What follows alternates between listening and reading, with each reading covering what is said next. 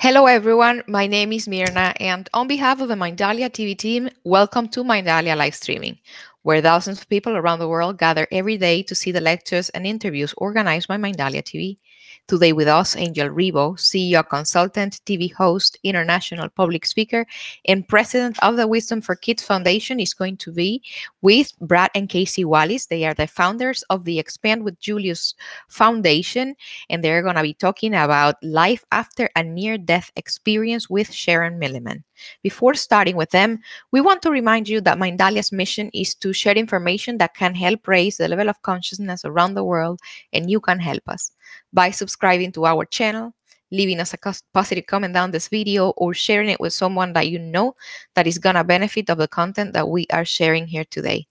Also want to remind you that while we are live streaming, like right now, we have the active chat. Is the screen that you're going to be seeing here on my side, and through there you can interact with us. You can ask your questions. We just please ask you to follow the format: word question in caps, the place where you're seeing us from, and the actual question. Last but not least, Mindalia broadcasts every day from Monday through Friday through Mindalia Televisão in Portuguese, Mindalia TV English in English, and Mindalia Televisión in Spanish. We want you to join us in our different channel and find out what we are developing there daily. I am not gonna delay this any further. I'm gonna leave you with Brad, Casey, Angel, and Sharon Milliman. Guys, welcome to Mindalia live streaming. The screen is yours. Thank you. Thank you very much, Mirna, for the introduction. Welcome back, Brad, Casey, and Julius. How are you today? Good morning. We're doing good. Fantastic. It's so great to be here. Thanks, Sharon, for joining us. Oh, thank you for having me. Absolutely. Welcome to Mindalia TV, Sharon. Thank you. Thank you for having me. Excellent. I see that we have some delay here, so we actually hear your sound before we see your lips, but everything is perfect. The lighting is perfect. Everything is perfect. So let's start our conversation, Sharon.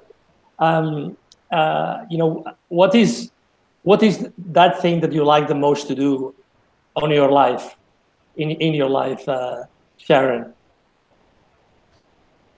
Well, I love to write. I have written a book called A Song in the Wind, a Near-Death Experience. And so right now, because I've had 4 near-death experiences, that book has the first 2.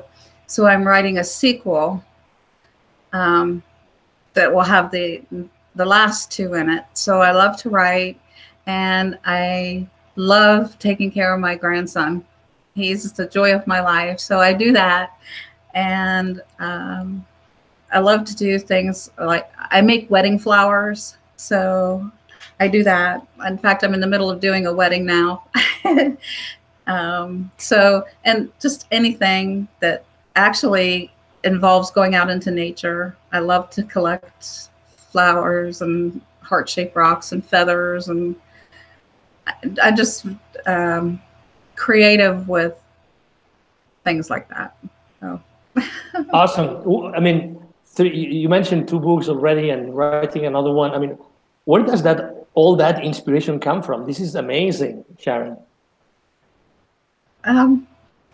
Well, having had my first 2 near-death experiences, and where I wrote my first book, I realized that it was my experience, but it's God's story. And so I wanted it to get out and help bring people to God. And that's and to help people understand that death is not the end. When you die, that's not it. It's not over. And there is a beautiful, wonderful life after death. And because I've had a lot of people ask me, they're scared to death. They're afraid. What does death entail? And what if there is nothing after death? And I'm here to tell you that there is something. So. Yeah, I think that's basically. Yeah, that we talk to people, interview people all the time, and that's one of the 2 things they're most afraid of. Is that there's nothing, that they're going to die, and that there's nothing after this. and they're afraid of how powerful they are.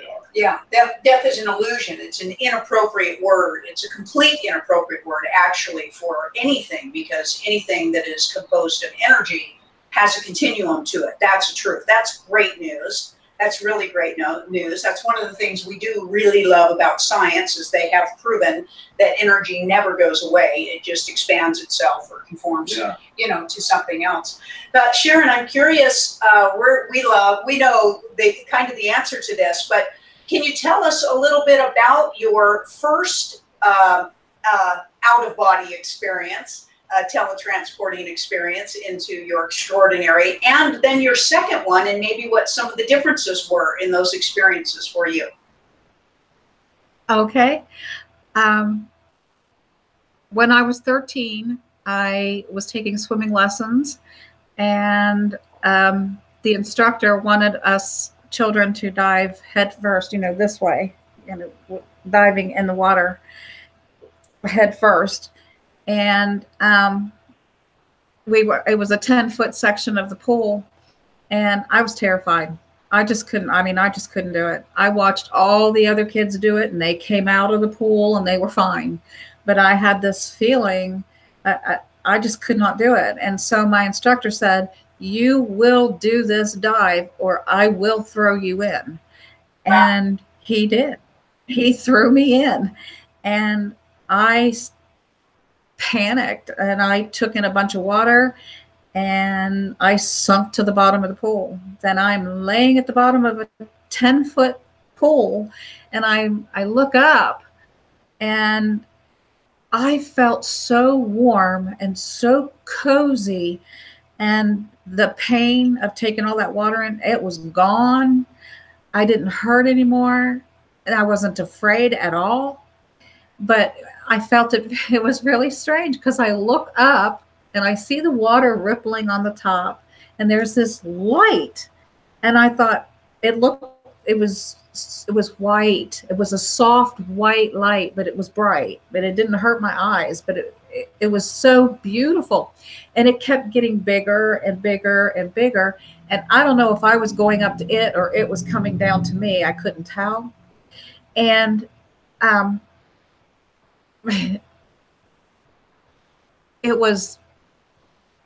I felt like I was wrapped in some kind of blanket, you know, just there was love coming through that light.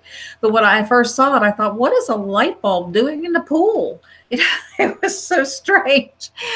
And at the same time, of course, being a 13, I have no knowledge of anything. I was just, you know, I was a 13-year-old kid, you know, just, you know, normal kid. I never thought about death, dying, where do you go, and all that kind of stuff. So I'm laying at the bottom of the pool. My mother is in the balcony, clear on the opposite end of the pool where the parents all sat to watch the kids. And I could see her face. It was like her face was right here in front of me. And I saw her, I could hear her scream. Now, mind you, I'm under 10 feet of water. So how in the world, I have no clue. But I could see the horror on her face. I heard her scream. And then there was a lady lifeguard who was in the 3-foot section of the pool with the little baby kids. And I heard her scream, "Bob, go in and get her." And that was the name of the guy that threw me in. And he was just, after I heard her, I saw her on the other end of the pool as well. And then my view turned, and I could see him standing right where he threw me in, and he was absolutely frozen. He could not move. And I hear all this commotion, people screaming. I could see their faces as if they were right in the pool with me. You know, it was just the oddest sensation. But all the while, this beautiful light, all this commotion is going on, but this beautiful light was just getting bigger and bigger and bigger. And just about the time that light was, I hear a metal door slam. And the pain was horrendous, absolutely horrendous. And what had happened was there was a lifeguard in the 5 and 6 foot section who had the middle age kids, and he had jumped in the pool, and the pool was pulling me out, but he was doing CPR and squeezing my stomach or whatever to get the water to come out, and I was just coughing up and throwing up water, and they laid me on the side of the pool, and he was trying to get me to breathe again. And I looked up after, he got me okay again. I looked up, and what I remember most was seeing people's legs. There was a bunch of legs everywhere because people were standing around me. But I knew that something really big had happened, but I had no idea what that was. And after we talked, my mom was just so terrified. We never really talked about it after that. There was no conversation. But I never went back. I never learned how to swim. It was like, no, I'm not going back there. So that was the first one. The second one happened in 2005. I was sitting on my back porch, and I was talking on a cordless phone, and it began to rain. And I was married to someone else before. Go ahead, please. Okay. And he was an electrician. He worked at an area plant, and he had just got home from work. And I asked him, I said, is this safe for me to be talking on a cordless phone when it's raining and thundering out? He said, yeah, you'll be fine. Don't worry about it. Well, he went into the house. My children were in the house. So I'm sitting out there talking to my friend on the phone, and all of a sudden I hear this rumbly sound and then a loud crack, and that lightning came, that bolt, I saw the bolt, and it just came right out of the sky, and it hit my right arm. And when it did, I never felt such searing pain in my entire life. It was horrendous.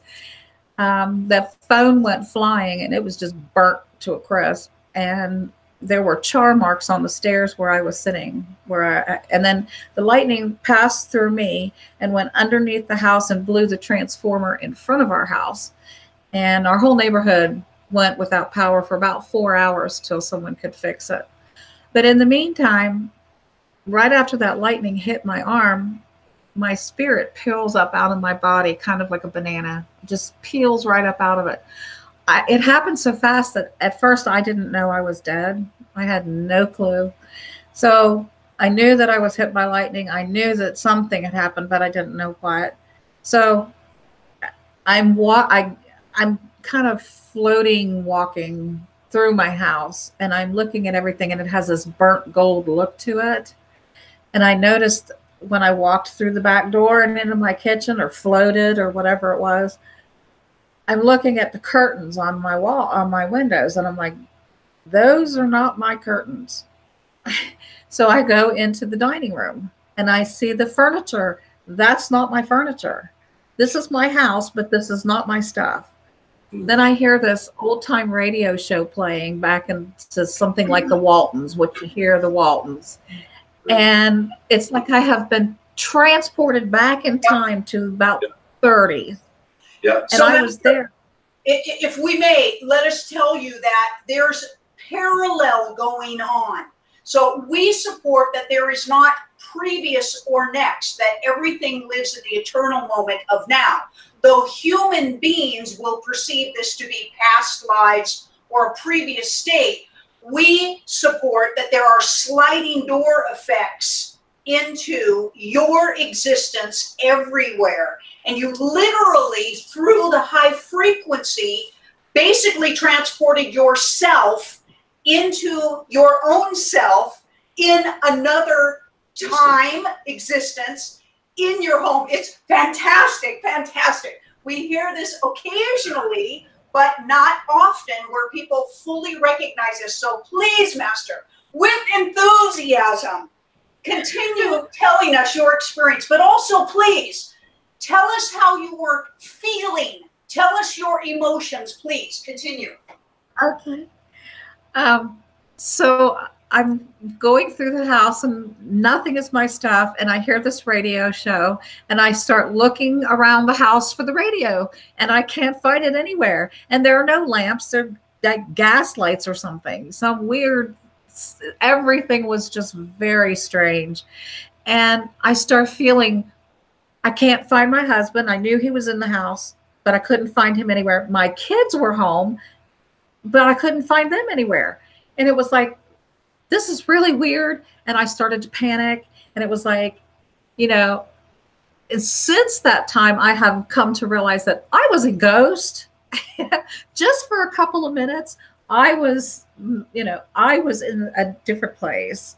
And I don't know if there were other people around that I could not see them, but they could see me, or what the situation was. But it's like you said, I was in past, present, and future all happened at the same time. Yes. And I was right there in the 30s. And it was like, this is really weird. And I was just beginning to panic. I mean, really panic, because I thought, oh, no. This can't be. I don't understand this. This is crazy. And just about that time, this huge, formless but loving presence. And I could, he was huge. And I say he because I knew exactly who he was.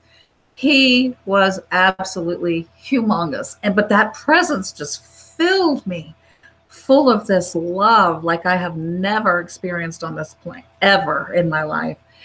And I was just, he wrapped me up and filled me up, and just every cell in my body came alive. And I went immediately from this 1930s place. I moved sideways, laterally, very quickly, as if I had just walked from one room in my house to another. That's all it was. You had. Go ahead. This is wonderful. And I realized that heaven, which is where I was heading, is really no further than your own backyard. You don't have it, and it was so seamless and so perfect. It just moved sideways. But I went into these gorgeous pink and gold clouds. I've never seen the most brilliant sunset in the whole world, pink and gold clouds. And this presence was with me, and we just moved so fast sideways through these beautiful pink and gold clouds. And at the end of the clouds, there was these two young men who greeted me. And at first I thought they were angels. They were so beautiful. They had a darker blonde hair with my color highlights running through it. And they were dressed in this ivory colored linen clothing, a very intricate weave pattern, like a herringbone weave. And it stood out really clear, like the weave pattern jumped off their shirt and stuck right there in my face. And I thought, what is the deal with that? But anyway, I realized almost instantly when they smiled, because they smiled at me. And it was like, oh my gosh, you're my two brothers who had died as babies. But they were fully grown men. And so then I realized that when you die as a baby, when you go to heaven, you still continue to grow and evolve and change and learn, physically, spiritually. You don't just stop. You don't just go to heaven and stop. You continue to grow and evolve and change. And heaven's a very busy place. But anyway, we had this wonderful family reunion. It was absolutely amazing. And I kept saying, you look so much like Dad. And Dad would be so proud of you if he could see you. Because they did. They looked like young versions of my dad when he was a young man in the Navy. And their smiles were exactly like his. And it was like, we were hugging each other and talking. And it was great. It was amazing. Well, then we had this family reunion, and then we took a few steps further into this magnificent garden. I mean, everybody talks about Garden of Eden. Well, multiply that by 10 bazillion, if that's even a number. And that's where I was. The colors were rich and vibrant, and the music, there was music that I found out that was a vibration. Even colors have a vibration. Every single blade of grass has a vibration. Every single leaf on the tree has a different vibration. The rocks have a different kind of vibration. The water that I saw that sparkled like diamonds, everything has a separate vibration. And when you put all those vibrations together, you have the most magnificent orchestra sound. And that's what I heard. And it was so breathtaking. And it was like everything was singing praises to God. You know, it was just amazing. So I was there, you know, I had what I call the awe factor. I was just blown away by everything. So you could just float me along like a little feather, and I just followed along. And so after seeing all of that, my two brothers, one got on either side of me, and this huge presence that was with me, it got behind me. And all of a sudden, there was this like old black and white, it was like a screen dropped out of the sky, and it was this old fashioned movie reel, and it was like and it was My Life Review, and I was like watching an old black and white movie on one of those big old reels, you know. And it was watching everything that I had done from the time I was born until I died that day in the backyard. But there was no judgment at all. There was nothing but love. And not only were my two brothers there, but just before this movie started showing, there was a lot of other people that gathered for support. And I noticed they knew who I was and I knew who they were, but I had no idea how I knew them or where I knew them from. And I noticed that they were from different time periods. There were some women in the gorgeous Victorian gowns, and I thought they were just like, I was oohing and awing over the dresses, you know. And then there was these men in these fancy suits. And then there were people in between, you know, different cultures and different traditions, different time periods. And then there was modern people in modern dress, you know, and I thought, wow, so we can wear whatever we want, you know, that's cool. And so after My Life Review, well, they all were there for a loving support. I felt no judgment. I didn't even judge myself. I was just like, really? That's pretty cool. Okay. I didn't know what to think, you know, and I even asked my brothers, is there something more? Have I missed something? My life seems rather boring, you know, but, excuse me. After they started grinning, like they had a secret they weren't telling me. And I was like, really? Gonna play the brother card right now? You know?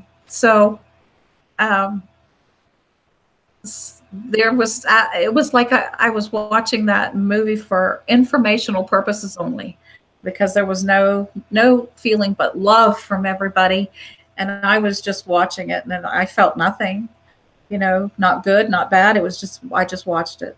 Then right after that, I heard a male voice say, what you put out into the universe will come back to you. And I was like, okay, that's very weird. I'd never heard anything like that before. And then I began getting filled with this. It felt like a giant IV bottle. And I was being filled with this divine knowledge. I was getting answers to questions. I didn't even know how to ask the question. You know, I had no words to ask the question. And boom, I had the answer of how the world was put together, who did what, how it all came to, you know, all of the questions that mankind has always wanted to know. And I had all the answers, and it was like, wow, this is so cool. And I kept saying, God, you are so simple. And we human beings make everything so complicated, and it's not complicated at all. It's just, you know, God is simple, and we make him so much more complicated than what he really is. So I just kept telling him how awesome he was and how cool he was, and this is really cool. And then, excuse me, after that, we walked further into the garden, and I could see the city off to the distance. It was like off to the left. And I saw a fieldstone wall that had these pink roses growing up and over it. And of course, pink's my favorite color, and I just love those roses. I'll never forget them. And beyond that, I could see the city, this glorious city. And there were buildings, and I could see the buildings, and there were houses on hillsides and so forth. And I could see those with great detail. I saw this one building in the center that had a golden dome, and it was big. And there were other buildings that were used for different purposes. And I saw that and what those purposes were. And I saw rolling hills and pastures and valleys and hills and mountains and water streams. And I mean, it was just magnificent. But then I saw Jesus coming out of a grove of trees, and he walks up to me, and I was like, oh my God, he was so beautiful. And he's not the blonde-haired, blue-eyed Jesus that everybody, that's depicted on churches and whatever. And he looked to me like he did when he walked the earth. He had the long, wavy, very dark hair, dark olive complexion, dark brown eyes. But when I looked in his eyes, I could see blue, even though they were brown. And then I realized I'm looking into his soul, and his soul is pure and clean. And that's why I saw blue, like the blue sky, because it's purity, it's clean, and it's untainted, and it's whatever. So at any rate, he was telling me how much he loved me, and how much, not to be afraid, and that he was with me always, and these kinds of things. But as he was telling me this stuff, I noticed my brothers had disappeared. I didn't know where they went to. But I figured, well, I'm here with Jesus. I don't, my eyes are on him and not on anybody else. So they scurried off somewhere else. I also looked purposefully, looked of me to see if I still had a body and if I had clothes on. And so I looked down the front of me, and I could see my hair down the front of me, and I could see my clothes that I still had clothes on. And I was like, oh, thank you, God. No, I'm not naked. I have clothes on. Yay. Because I didn't know. And I forgot to tell you that at the time that I had my near-death experience, just before that was when I was told I had died. So I didn't know until that point that I had died. And it was like, okay, I can handle this. That's fine. But I was so in the wow factor that I just floated along. And there were definite steps to everything. It's very organized. There was a life review, then there was, meeting my brothers, life review, then God's message about what you put in the universe will come back, and then the infusement of all that knowledge, and then meeting Jesus. And then Jesus walked me, as he was talking to me, to this wooded glen. And in the wooded glen, there was this log, and there were beautiful flowers and pine cones and things like that. And so I sat down on the log when Jesus left at that point, and there was a man sitting on the other end of the log. And excuse me, I knew instinctively that that was God. And he said to me, he was kind of doodling in the sand with a piece of, or the dirt or whatever, with a stick. And then he looks up at me, and he's got the most gorgeous, brilliant blue eyes. And he says to me, what would you do if it was just me and you? And I'm just like, what? What are you talking about? And so he asked it a second time, what would you do if it was just me and you? And I still didn't get it. It was just like over my head. Excuse me. And then he said, no parents, no husband, no children, no friends, nobody, just me and you. And I was like,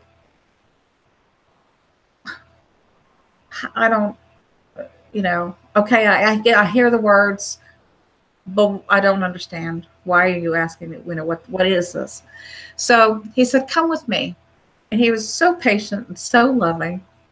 And he took me for a little walk through the woods, and he kind of waved his hand. It was kind of like, zipping down using a zipper and zipping the sky open.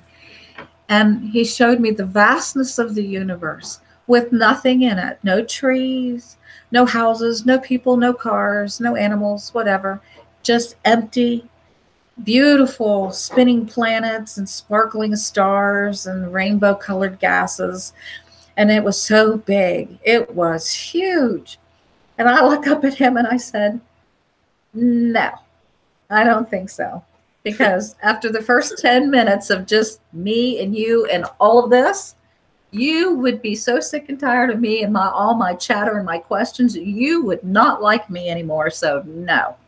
And he did what you just did. He started laughing. He has a joyful laugh. So we went back over and we sat down on the log. And he asked me again, what would you do if it was just me and you? Well, my response to him shocked me. It still does, because I said, God, your 100th name in the Quran is God is everywhere, God is nowhere, and God is in me. And he said, well, yes, that's right. Well, I've never read the Quran in my life. I don't know anything about Islam. Nothing. I had never even seen the book of the Quran, never. But he said, yes, that's right. And then I looked at this tree that was in front of me, and I noticed the detail of the bark, and I could see the little life-giving veins in the leaves. Everything, my senses were so heightened that I could see every detail of everything. And I noticed how everything was connected. The earth was connected to the tree, and the tree was connected to the air, and the air was connected to us, and on and on and on. And I said, God, you made this tree, you were in this tree, so when I see this tree, I see you. He said, yes, that's right. And then I started thinking about my parents, and I said, God, you made my parents, you are in my parents, so when I see my parents, I see you. He said, yes, that's right. Then I was thinking about the person that I was married to previously, and it was a abusive relationship, and he was not very nice at all.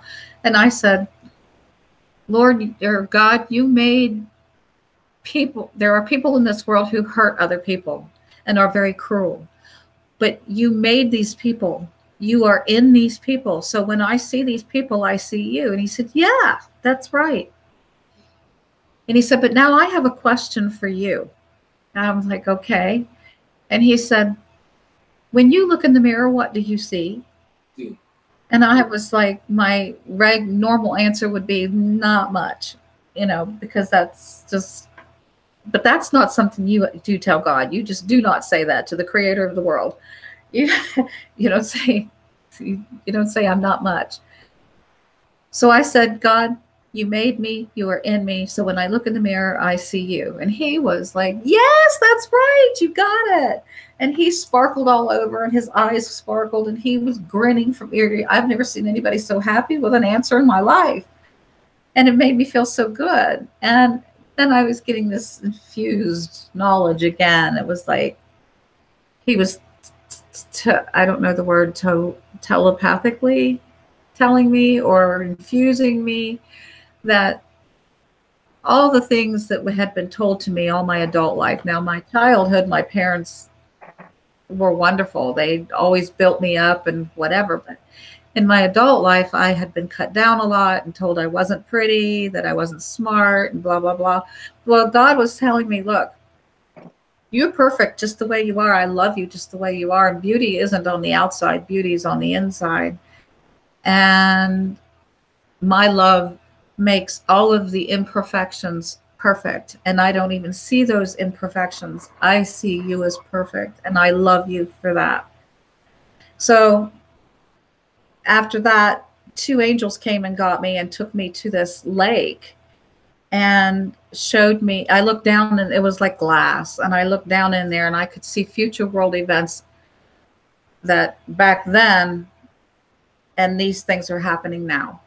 And then I ended up coming back to my body, and I was laying next to the stairs, and there were char marks on the stairs. And so that's the story. Wow, what a story, Sharon. Thank you for sharing so much. Obviously, there's a lot of questions I would like to ask you. Let's start by an easy one. You mentioned before, and that struck me, that life is so much easier than the complication that we tend to live it with. Why? I mean, maybe the first question is, have you been able, after your experiences, have you been able to live a much less complicated life than before? Yes, in many ways, yes. I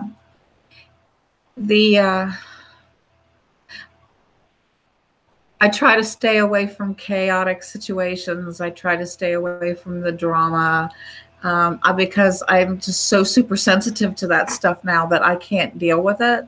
I just want to run and go hide in a cave somewhere out in nature, and just I can't handle going into places where there's lots and lots of people, because it's just there's too much energy, it's too crazy, too chaotic. So yes, I do live a very quiet, very simple life. Yeah, we would tell you, Master, that is the unleashment of the empathic gift. So an empath can feel the emotions of other people. That becomes extremely overwhelming to you. It's a common phenomenon when a heightened energy frequency occurrence takes place, is the activation of that sensation, which is ultimately a huge part of who you are. Yeah, most near-death experience people want to get away from everybody, just like you were talking about. We want to go hide. You want to become a recluse. You don't want to be around anybody because they just don't get it. And it seems like everything that they do and everything they talk about, it becomes so complicated and so frivolous because they've not been able to experience what it's actually like on the other side. And so they always want to tell you that what you experienced is wrong. Well, they fight their own battles. Right. Isn't it interesting? You sit back and you watch people fighting their own battles in their minds. It is an aspect of chaos, but it is also a remarkable state of clarity and observation. The doer and the observer effect that creates physical reality. Yeah, she got to experience both. Yeah. Staring in the mirror. Right. And the comment, who do you see in the mirror? Yeah.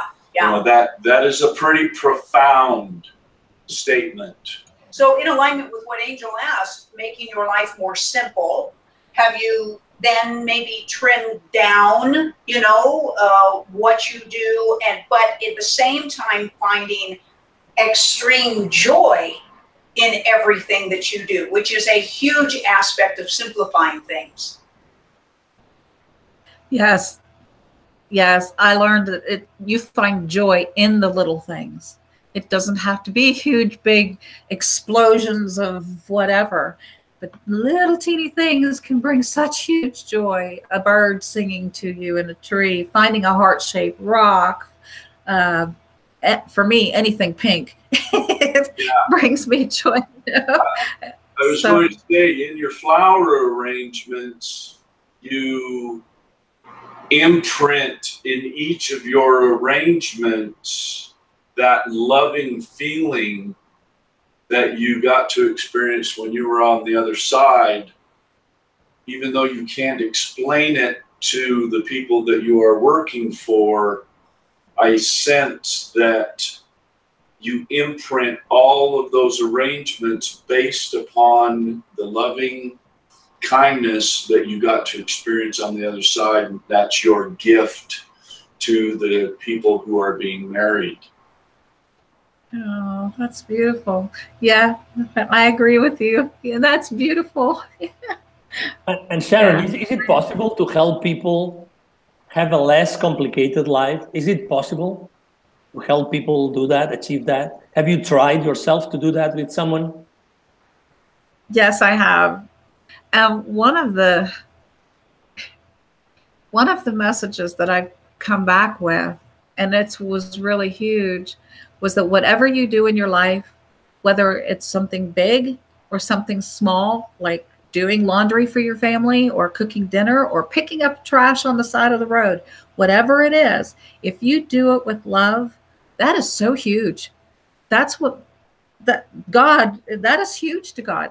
It doesn't have to be anything big, but it's, if you do for your family out of love, that's so huge, and you are moving mountains and you are changing the world. And I don't know, that was just so important. Yeah. And I try to tell people that every day. That's the who you are being, not what you are doing aspect of existence. So being in that continuous state of love, that means that there are no little things. There's really no such thing as a little thing except your limited perspective that there could be. With all intention of being love, everything is immeasurably magnificent. And to demonstrate that is the inspiration for others to find that same space. Because when you are being love, you are in joy. You are in joy. And everyone wants to know your secret of sustaining that perspective. And isn't that wonderful? Yeah, yes, it is. And it's true. It's really true. When you do something out of love for someone else, it's amazing the feeling that you get. They don't have to do anything back in return. And I don't, I don't expect it. But wow, just to see someone else's joy, oh my goodness, it's so wonderful. I feel like I'm back in heaven again. It's just amazing. Have you seen any changes in your life besides the ones that you have already explained? Is there, you are more sensitive, you live a much simpler life? Are there other important messages that maybe if we, the rest of humans that haven't had these kinds of experiences, if we knew about them, maybe we would be happier? Well, love was the big thing. People like to ask all the time about what is our purpose and that kind of thing. And I don't really even know what my purpose is, why I came back. And one day I was in the kitchen mopping the floor. I was taking care of my mother who had Alzheimer's, and I was helping my dad, and I was her caregiver for 6 years until she passed away. And one day I was really frustrated and hurt inside because I was watching my mom disappear right in front of my face and I couldn't do anything. And, I had gone out and I had bought all kinds of little crafty things, and I'd studied up on Alzheimer's. And because I had had a previous head injury, which took me 8 years to recover from, I was able to understand very clearly where she was at the time, what was happening in her brain. It was like I could almost feel what was happening in her brain. And I was able to convey to my dad, who was also very frustrated, Dad, this is what she's thinking. This is what she's feeling. This is how she's looking at it. She's not 79 years old anymore in her mind. She's 5. So you have to stop and, she's looking at it from a little girl's perspective because of the injury in her brain from the illness. So I was able to help him gently to understand where she was at because I had been there at one time. So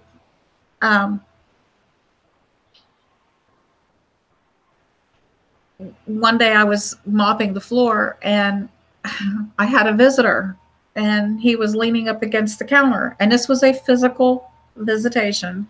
This was not a vision or a dream or anything else. This was Jesus was standing there in the kitchen, leaning against the counter with his arms like this and his feet crossed at the ankles. And I was like, really? Don't move. I'm getting a piece of paper and writing down what you say. I drop them off and I go, like, don't you move. And he looked exactly the same. Only he was wearing regular clothes. He wasn't in a gown or anything. He was the same.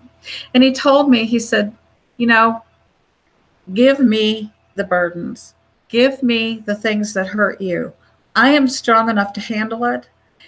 You just do what you always do, and that's love. And you do that best. So that's what you need to do. And he said, and you cry all the time because you think I cast you away from me, and I didn't. But everything that's happened to you in your life has happened for a reason, to get you ready for this important job I have for you. And I'm like, really? So my life does have meaning. And he said, of course your life has meaning. I have a job for you, and you've endured everything you've endured to make you strong enough to do this job. So you just give everything to me, and you just love. That's all you do. That's your purpose. You just love, period. And I was like, I can do that. So that does simplify your life a little bit when you surrender things over that you have no control over, that you can't do anything about. And you know that this is all part of the human condition. There's nothing that you can do about illness and suffering and whatever. It is what it is. And it's an experience that we have to experience. And whether are we going to grow from that experience? Are we going to become stronger? Or are we going to become embittered and run from it? Look at it. Look at how much you've understood.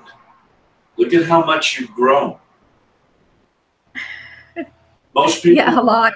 Most people would never catch that. Okay, and I hear it in your answers. And